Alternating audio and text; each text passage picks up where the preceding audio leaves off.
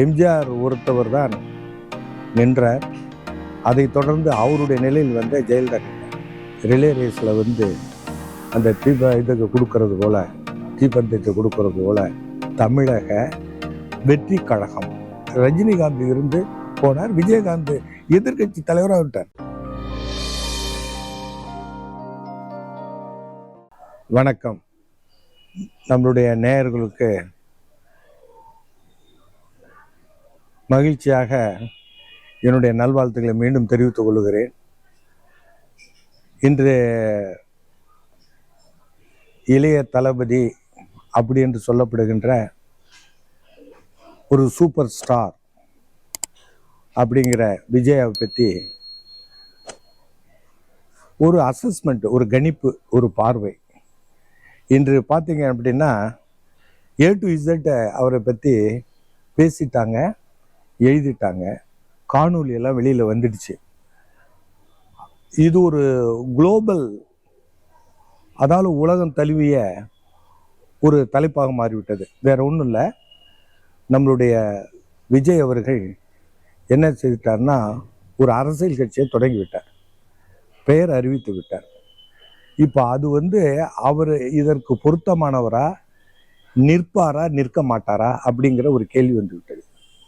இந்த தமிழக அரசியல்ல அவர் நிற்பாரா நிற்க மாட்டாரா அப்படி என்று, நிலைத்து நிற்பாரா நிலைத்து நிற்க மாட்டாரா, அல்லது ஏதோ ஆயாராம் காயாராம் என்று எல்லோரும் வந்து அரசியலில் வந்துட்டு போகிறார்கள் அப்படி என்று, அப்படி நடந்து விட்டது. இப்பொழுது என்ன நடந்து விட்டது நம்ம ரொம்ப பார்க்கலாம். எம்ஜிஆர் ஒருத்தவர் தான் நின்றார். அதை தொடர்ந்து அவருடைய நிலையில் வந்து ஜெயலலிதா நின்றார். இப்பொழுது ஜெயலலிதாவை பொறுத்தவரையில் அவர் வந்து ஒரு வரலாற்று சிறப்புமிக்க முதல்வராக விட்டார். அதற்கு காரணம் எம்ஜிஆர். எம்ஜிஆர் காட்டிய ஒரு தலைவர் தான் ஜெயலலிதா. எம்ஜிஆரை பொறுத்த வரைக்கும் திராவிட இயக்கத்தில் ஒன்றாக இணைந்தவர், அதனால் புகழ் பெற்றவர், அதற்காக அவர் பாடுபட்டவர். அவர் இருவருமே பிரிக்க முடியாது, இன்டிவிசிபிள். அதுதான் 1967 திராவிட முன்னேற்ற கழகம் ஆட்சிக்கு வந்தது. பெரியார் தான் வந்து அரிஸ்டாட்டில் அப்படின்னு சொல்ல முடியாது. நான் இப்போ இந்த இடத்துல இவரை கோட் பண்ணோம்னா, மாறன் அவர்கள் சொன்னது வந்து பெரியார் வந்து சாக்ரட்டிஸ், அறிஞர் அண்ணா பிளாட்டோ, கலைஞர் கருணாநிதி அரிஸ்டாட்டில் அப்படின்னு சொல்லுவார். அதுபோல் திராவிட இயக்கத்தில் அவர்கள் வந்து தத்துவ ஞானிகளாக இருந்து முப்பெரும் தலைவராக வந்து விட்டார்கள். இப்பொழுது நூற்றாண்டை கொண்டாடுகின்ற லெவலில் இருக்கு. 1925 தந்தை பெரியார் அவர்கள் சுயமரியாதை என்ற இயக்கத்தில் தொடங்கினார். அதிலிருந்து பார்த்தீங்க அப்படின்னு சொன்னால் நிச்சயம் 2025 வந்து நூற்றாண்டு விழா முடிகிறது. இந்த அளவுக்கு கடந்து வருவதற்கு காரணம் தந்தை பெரியார், பேரறிஞர் அண்ணா, கலைஞர் கருணாநிதி போன்றவர்கள். அது ரிலே ரேஸில் வந்து அந்த இதுக்கு கொடுக்கறது போல, தீப்பந்தத்தை கொடுக்கறது போல இப்போது தளபதி ஸ்டாலின் அவர்கிட்ட கொடுத்துருக்குறாங்க. இந்த கட்டத்தில் பிப்ரவரி 2 தளபதி அவர்கள் கட்சி என்பதை அறிவித்து விட்டார். இந்த கட்சி தலைப்பிலிருந்து அக்குவேர் ஆணிவேராக பேசிவிட்டார்கள். என்ன தலைப்பு அப்படி என்று சொன்னால், இந்த கட்சியினுடைய பெயர் அப்படி என்றால் தமிழக வெற்றி கழகம். அதில் கூட இக்கு எப்போ போடுவாருன்னு ஒரு விமர்சனம் வந்துடுச்சு. அது ஒற்றுப்படை இருக்குன்னு.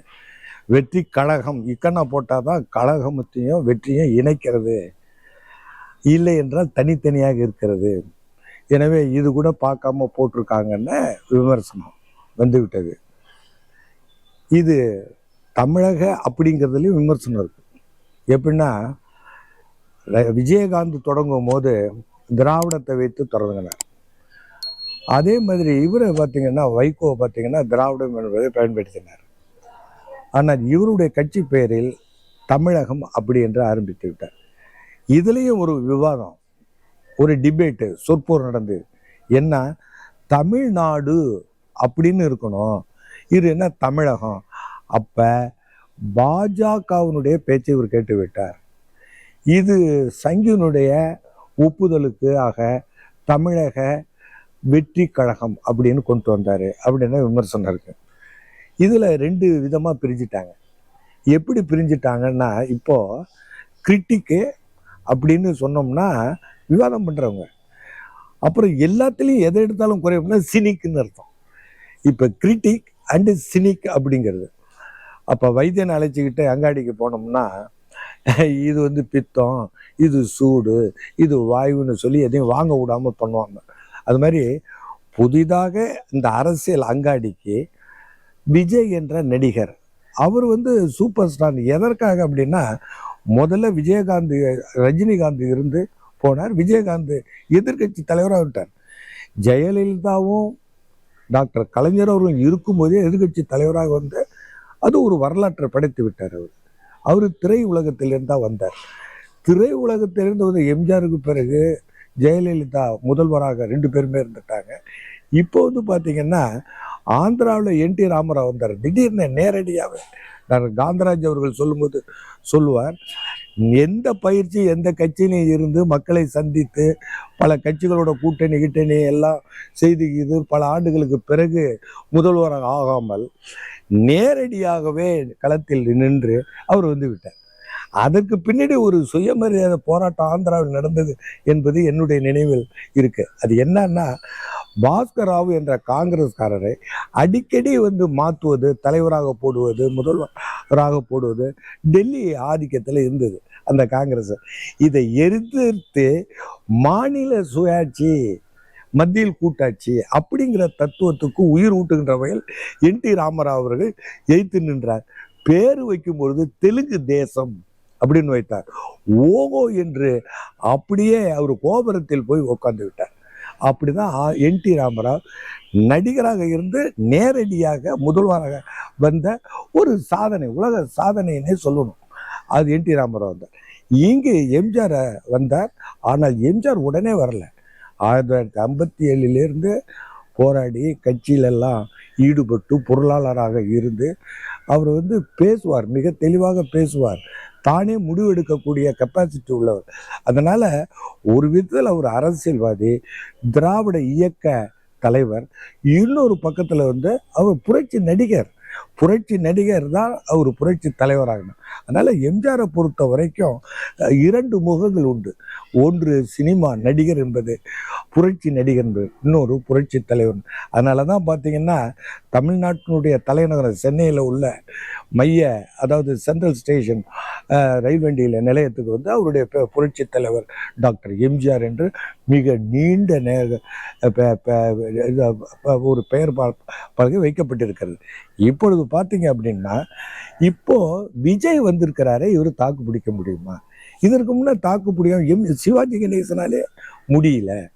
அவர் வந்து இருந்து திருவாரூரில் நின்று இருக்கும்போது அங்கே அவரை எய்த்துன்னு சந்திரசேகர்னு சர்வோஜி காலேஜில் நான் இங்கே பேராசிரியர் இருக்கும்போது மாணவராக இருந்தவர். அவர்கிட்ட சிவாஜி வந்து தோற்று விட்டார். மிகச்சிறந்த நடிகர், அவருக்கு ஈடு இணை ஒப்பாரும் மிக்காரும் இல்லாத ஒரு நடிகர். ஆனால் அங்கு தோல்வி அடைந்து விட்டார். பிறகு அவர் வந்து அரசியலிலிருந்தே அப்புறப்படுத்தப்பட்டு விட்டார். ஜெயலலிதாவும் நடிகை தான். ஆனால் அவர்கள் வந்ததுக்கு காரணம் எம்ஜிஆருடைய பாரம்பரியம், திராவிடத்தோட பாரம்பரியம். அவங்க எம்ஜிஆர் வந்து 50 விழுக்காடு கொண்டா, இவங்க 69 விழுக்காடு ஓபிசி என்ற பிற்படுத்தப்பட்டவங்களை கொண்டுகிட்டு வந்து அதை அவங்க என்ன செய்தாங்க அப்படின்னு சொன்னா, 9th ஷெட்யூலை கொண்டுட்டு வந்து அதை குறைக்காத அளவுக்கு அவர்கள் செய்தார்கள். இப்போ விஜயை பொறுத்த வரையில் இவர் நிற்பதற்கு முடியுமா முடியாதான்னா, படி உப்புல பிடி உப்பு கூட நாம் வந்து கரைக்காத போது அதை சொல்ல முடியாது. ஏனென்று கேட்டிங்கன்னா, அவருக்கு 50 வயது. அது மட்டுமல்ல, ஒரு படத்துக்கு சொல்லப்படுகின்ற பொதுவான கருத்து என்னன்னா 200 கோடி ரூபாய் வாங்குறாரு. சாதாரணமாக 500லேருந்து 1000 கோடி ரூபாய்க்கு வர்த்தகம் பண்ணுகின்ற உச்சக்கட்டத்தில் இருக்கக்கூடிய நடிகர். அதுலேயும் வந்து ரஜினிகாந்த் ஒதுங்கிவிட்ட ஒரு காலகட்டத்தில், அரசியல் இருந்து ஒதுங்கிவிட்ட காலத்தில் இவர் இறங்கி வந்து விட்டார். இப்போ என்ன நான் வந்து சொல்ல வர்றேன் அப்படின்னா, அவருடைய இது பிறப்புக்கும் எல்லா உயிர்க்கும் அப்படின்னு சொல்லி போட்டிருக்கிறார். அவருடைய என்ன பிலாசபி, என்ன பேக்ரவுண்டு சொல்லப்பட போது இன்னும் சொல்லலை. இன்னும் கருத்தியல் அவருடைய ஐடியாலஜி என்னங்கிறத வெளியில சொல்லலை. ஆனால் அவர் சொன்னது என்னன்னா, 3 தலைவர்களை பற்றி படியுங்கள் சொன்னார். பல பேருக்குள்ள விமர்சகர்கள் என்ன சொன்னாங்கன்னா, முதல்ல நீங்க படிங்கன்னு. அதுல சொன்னதுல என்ன, தந்தை பெரியார், காமராஜ், அம்பேத்கர் அவர்கள். இந்த 3 பத்தி சொல்லும் போதே தந்தை பெரியாரை பத்தி சொன்னா சமூக சீர்திருத்தம், சுயமரியாதை அப்படி என்பதை நீ பாதுகாத்துக்கொள், கடவுளை மற மனிதனை நினை. அந்த இடத்துக்கு அவர் போறதில்லை. ஆனால் பகுத்தறிவு மனிதனுக்கு அழகு அப்படி என்பதும், ஒரு அமைதியான சந்தோஷமான வாழ்க்கைக்கு அடிப்படை பகுத்தறிவு, நல்லது கெட்டு தெரிந்து வாழ வேண்டும் என்பதற்கு பெரியார் சொல்லலாம். அம்பேத்கரை எடுத்துக்கிட்டோம்னா அவர் ஒரு ஜனநாயகவாதி. அகிம்சையை ஃபாலோ பண்ணி, காந்தி எப்படியோ அதே மாதிரி அகிம்சையை ஃபாலோ பண்ணி ஒடுக்கப்பட்ட மக்கள், தாழ்த்தப்பட்ட மக்களிடையே சமத்துவம் வர வேண்டும், ஈக்குவாலிட்டி, பிறப்புக்கும் எல்லா உயிருக்கும் வள்ளுவர் சொன்னதை அவர் தாரக மந்திரமாக political equality, social equality, economic equality, fraternity, liberty, இதை தான் டெமோக்ரஸி, இதை தான் அவர் சொன்னார். அதனால அடுத்து தந்தை பெரியாருக்கு எடுத்தது அம்பேத்கர். ரெண்டும் முடிஞ்ச பிறகுன்னா காமராஜ் சொன்னார். காமராஜரை நீங்க பார்த்தீங்கன்னா, இப்போ இவர் என்ன படித்திருக்கிறார் என்ன கேட்டார்னா, அவர் பெருந்தலைவர். கே பிளான்னு நேரு இருக்கும் பொழுதே, ஆசிய ஜோதி என்று சொல்லப்பட்ட நேரு இருக்கும்போது அவர் கிங் மேக்கர் என்ற பட்டத்தை பெற்றவர். அது மட்டும் இல்லை, கரைப்படாத கரம். அவரு ரொம்ப இன்டெலிஜென்ட். அவர் இங்கிலீஷ் தெரியுமான்னு கூட ரொம்ப பேர் நையாண்டி பண்ணுவாங்க. என்ன சொல்லுவாங்க அப்படின்னு சொன்னால், குயின் எலிசபெத் வந்திருக்கும்போது சென்னைக்கு முதல்வராக இருக்கும் போது காமராஜ் அவர்கள்ட்ட என்ன ஆர் யூ ரெடி என்று கேட்டால் உடனே இவர் சொன்னாராம், I am not a Reddy, I am Nadar அப்படின்னு சொன்னார்னு சொல்லி ஜோக் அடிச்சுக்குவாங்க. கும்பகோணத்துக்கு வந்தப்ப அங்கே உள்ள ஒரு முனிசிபல் இதில் கெஸ்ட் ஹவுஸில் விருந்தினர் மாளிகையில் தங்கியிருக்கும் போது ஒரு பிரச்சனை குறித்து அவர்கிட்ட ஆலோசனை கேட்குறாங்க. என்ன கேட்குறாங்கன்னா, டிஎஸ் ராஜகோபாலன் அவர் பெரிய தொழிலதிபர். அவர்கிட்ட என்னன்னா, அவர் பேரை வைக்கணும் இறந்த பிறகு அப்படின்னா, அங்கே உள்ள பெரிய தெருவுக்கு டிஎஸ்ஆர் வைக்கணும், டிஎஸ்ஆர் தெரு வைக்கணும் அப்படின்னதும், இல்லை அது பெரிய தெருங்கிறது பழைய பேர் மாற்ற முடியாதுன்னு பழமைவாதிகள் சொன்னது. இது ரெண்டையும் காமராஜ் அவர்கள்ட்ட போய் கேட்குறாங்க. அவர் உடனே சொன்னார், இதுக்கு ஏன் 2 பேரும் காங்கிரஸ்காரங்க சண்டை போட்டீங்க, அவரும் நம்ம இயக்கத்தில் மூத்த தலைவர், அதனால டிஎஸ்ஆர் பெரிய தெருன்னு வச்சுட்டு உடனே வச்சுட்டாங்க. அந்த பிரச்சனை முடிஞ்சு. இவர் காமராஜுக்கு என்ன, ட்ரபுள் ஷூட்டர்னு பேரு, கிரேட் ட்ரபுள் ஷூட்டர். ட்ரபுள் மேக்கருக்கு ஆப்போசிட். ட்ரபுள் மேக்கர்னா ஒன் கிரியேட்ஸ் ட்ரபுள், தொந்தரவுகளை கொடுப்பவன், கலவரத்தை ஏற்படுத்தவன் ட்ரபுள் மேக்கர். காமராஜ் அவருக்கு, பெருந்தலைவர் காமராஜருக்கு ட்ரபுள் ஷூட்டர் அப்படின்னு பேர். இப்போ பார்த்தீங்கன்னா, இந்த 3 தலைவர்களை படிங்க அப்படிங்க சொன்னும் போது இவர் என்ன ஆயிடுச்சு, இவர் பேஸ் ஆனால் திராவிட இயக்க பாரம்பரியத்தை இவர் ஏற்றுக்கொள்ளவில்லை. பெரியார் சொன்னாலும் இவர் அந்தாண்ட காமராஜர் எடுத்துக்கிட்டாரு, அம்பேத்கர் எடுத்துக்கிட்டாரு. அதனால ஒரு பரந்துபட்ட ஒரு பார்வை இருக்கு. அதே நேரத்தில் இவர் திராவிடங்கிறத அவாய்ட் பண்ணிட்டாரு. அதை இவங்க கூட சொல்லுவாங்க, தமிழ்நாடுன்னு வைக்காம தமிழகம்னு வச்சோன்னா இந்திய தேசியம். இதெல்லாம் இந்திய தேசியம், தமிழ் தேசியம் எல்லாமே ஒன்றோடு கலந்தது தான். அதனால ஒன்றும் கிடையாது. இப்போ நீங்கள் நம்ம எவ்வளோ பேசுகிறோம், தெலுங்கு தேசம்னு வச்சாரு, இந்திய தேசத்தைன்னா தெலுங்கு தேசம்னு வருது. அதனால தமிழ் தேசியம்னு பேசுகிறோம், ஒன்றும் இல்லை. அப்புறம் இன்னொன்று, இவர் பகுத்தறிவாதியா பிற்போக்குவாதியா, ஏன்னா நெத்தியில் பொட்டு வச்சுட்டாரு. அவர் ஜோசப் பேர் எப்படி ஜோசப் ஸ்டாலின் ரஷ்ய அதிபர் இருந்தோ அதுமாரி இவர் ஜோசப் விஜய். இதை ஹெச் ராஜா அவர்கள் கிரிட்டிசைஸ் எல்லாம் பண்ணியிருந்தார்.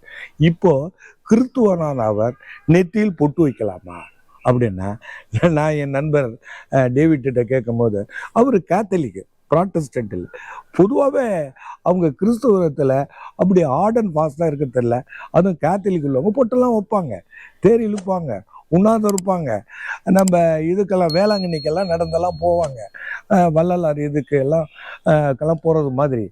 என்ன இதில் நம்ம கவனிக்கும் அப்படின்னா, அன்னைக்கு அஷ்டமி அன்னைக்கு போய் ஆரம்பிச்சிட்டாரு. அது ப்ரோக்ரெசிவ். அப்போ வந்து அங்கேயே பாருங்க முரண்பாடு. இவர் பொட்டு வச்சிருக்கிறாரு அப்படின்னு ஒருத்தவங்க பழமதிங்கிறான். இன்னொருத்தவங்க என்ன சொல்றான், அன்னைக்கு அஷ்டமி அன்னைக்கு பிப்ரவரி 2ஆம் தேதி இவர் கட்சியை ஆரம்பிச்சிருக்கிறாரு, அப்போ வந்து அது நல்ல அதிர்ஷ்டமான நாள் இல்லை அப்படின்னு. நான் என்ன அஷ்டமி நவமி பற்றி எனக்கு தெரியும். அஷ்டமினா கிருஷ்ணன் பிறந்த நாள், நவமினா ராமர் பிறந்த நாள். எப்படி வந்து இப்போ ஒரு முக்கியமான நாள் ஃபாஸ்டிங் இருக்கிறது முஸ்லீமில் உண்டோ, அதே மாதிரி கிறிஸ்தவத்தில் சாபத் டே அன்னைக்கு ரெஸ்ட் எடுக்கணும் அப்படிங்கிறது போல இவங்க வந்து என்ன பண்ணுறாரு அப்படின்னா, இந்துவில் சொன்னது என்ன, ராமர் பிறந்த அன்னைக்கு கிருஷ்ணன் பிறந்த அன்னைக்கு தேமேன்னு உட்காந்துட்டு ஸ்ரீராம பற்றியோ 108 ஸ்ரீராம ஜெயன்னு எழுதணுமோ அப்படி இருக்கணும், அதில் வந்து கவனமாக இருக்கணும், ப்ரே பண்ணணும் அப்படிங்கிறது சொல்லப்பட்டது. அது கெட்ட நாள்னு இவங்க மாற்றி விட்டான். இப்போ வந்து பார்த்தீங்கன்னா சாபத் டே அப்படின்னு சாட்டர்டே யூதர்கள், அதில் கூட இதில் பார்த்தீங்கன்னா இஸ்ரேலில் அன்னைக்கு பிரைம் மினிஸ்டர் ஏதோ பண்ணிட்டான்னு சொல்லி பெரிய இஷ்யூ கொண்டு போயிட்டாங்க. ஏன்னா அந்த நாட்டினுடைய அந்த அரசாங்கத்தினுடைய மதமாக இருப்பது ஜுடாயிசம், யூதர்கள். அதனால் அவர் வந்து அந்த விதியை மாறிவிட்டார், மத விதியை மாறிவிட்டார். சாபத் டே இன்னைக்கு அவர் வேலை செய்து விட்டார் அப்படிங்கிற குற்றச்சாட்டெல்லாம் உண்டு. அதனால் வடைய என்னடா அப்படின்னா பொத்தல் எண்ணிட்டு இருக்கான். ஒரு வடையில் பொத்தை இருக்கும், ஒரு வடையில் பொத்தை இல்லாமல் இருக்கும், ஒரு வடையில் 2 பொத்தை இருக்கும். இப்படி இப்போ நான் சொன்னேன்ல அஷ்டமியை கட்டனால எல்லாமே தவறாக புரிந்து கொண்டு எல்லாமே செய்கிறான்.